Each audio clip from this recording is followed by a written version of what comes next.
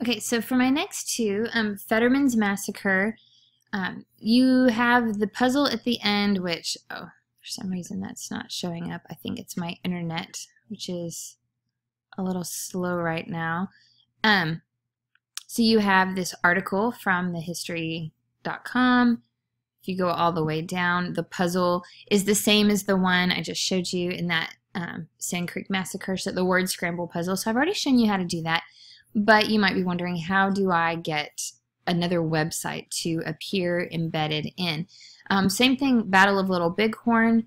Once again, I have a video embedded in from history.com, and then it goes on to the multiple choice questions that I created straight in the Google form, or straight in this website. So this should be pretty easy. If you're wondering how to do this, though, this is actually not that hard at all. So let me just show you at the bottom. If you were to want to embed something like that, first of all, you'd want to go and find what it was that you were looking for. So I'm going to just go to, let's see, what do we want to look at?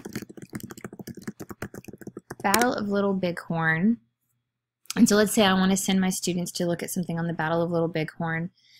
Here's this history.com right here. There's Britannica. And so I might look through these. Ooh, this looks fun. How the Battle of Little Bighorn was won. Click on that. After I've looked through them, if I decide that this is the one that I want my students to read, let's say that this is the one that I want them to read, I'm going to, here, let me bring this up. I'm going to copy and paste.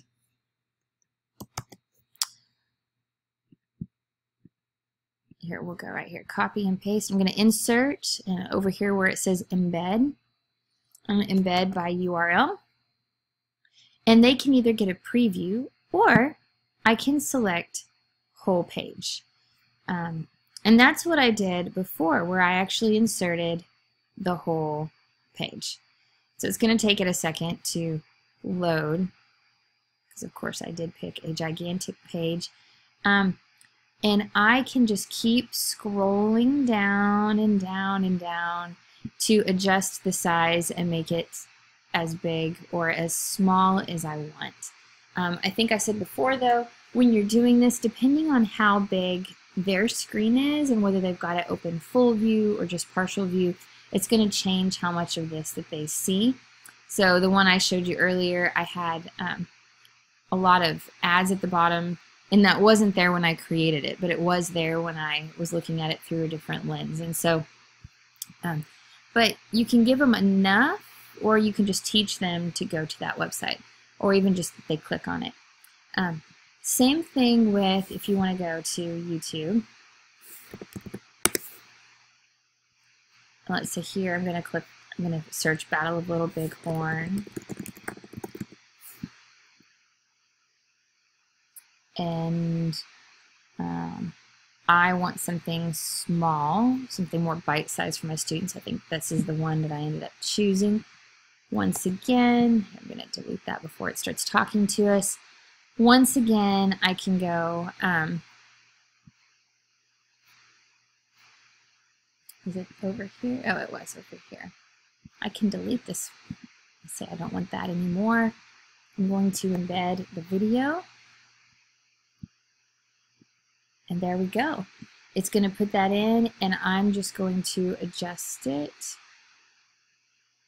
And right here, you can open that in a new tab for them, or they can always open it in a new tab. But I try to make it big enough where they can view it right here in the web page.